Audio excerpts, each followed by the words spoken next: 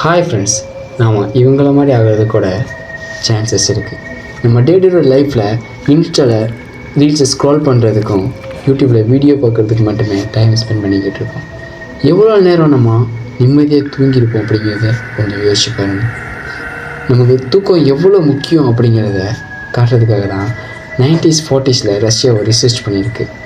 5 பிரிசனர்ஸை ஒரு சேம்பருக்குள்ளே வச்சு அதில் ஸ்லீப்லெஸ் கேஸை இன்செக்ட் பண்ணியிருக்காங்க. இது ஒரு 30 நாள் ரிசர்ச். இதில் ஒரு 5 நாள் எந்த ஒரு மாற்றமே இல்லாமல் நார்மலாக தான் இருந்துச்சு. 5ஆவது நாளைக்கு மேலே தான் ஒரு விஷயங்களாக நடக்க ஆரம்பிச்சிச்சு. 9ஆம் நாள் அந்த பிரிசனர்ஸுக்குள்ளேயே சண்டை ஏற்பட்டு அவங்கவுங்க ஆர்கன்ஸை அவங்கவுங்களே பிச்சுக்கிட்டாங்க. 10ஆவது நாள் அந்த கிளாஸ் எல்லாமே பிளாக் ஆயிடுச்சு. ரிசர்ச்சர்ஸால் அதை பார்க்கக்கூட முடியல, என்ன உள்ளார நடக்குது எதுவுமே தெரியல. 15ஆவது நாள் ஒரு சவுண்டு, அந்த சவுண்டுனால் பிரிசனரோட ஒரு ஓக்கல் கடை கிழிஞ்சிருக்கு. அந்த இதுக்கு பயந்துக்கிட்டு ரிசர்ச்சர்ஸ் அந்த கேஸை ஸ்டாப் பண்ணியிருக்காங்க. ஸ்டாப் பண்ணி முடித்து ஒரு ஃபியூ டேஸ் கழிச்சதுக்கப்புறம் மறுபடியும் கேஸை அனுப்பியிருக்காங்க. அந்த கேஸ் போய் மறுபடியும் அவங்கள ஸ்லீப் இல்லாமல் ஆக்கியிருக்கு.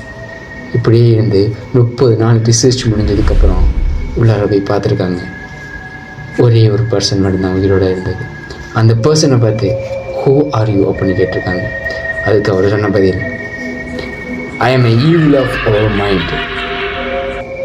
ஆமாங்க, ஒரு மனுஷனுக்குள்ளேயும் 2 கேரக்டர் இருக்குங்க. ஒன்று பாசிட்டிவ், இன்னொன்று நெகட்டிவ்.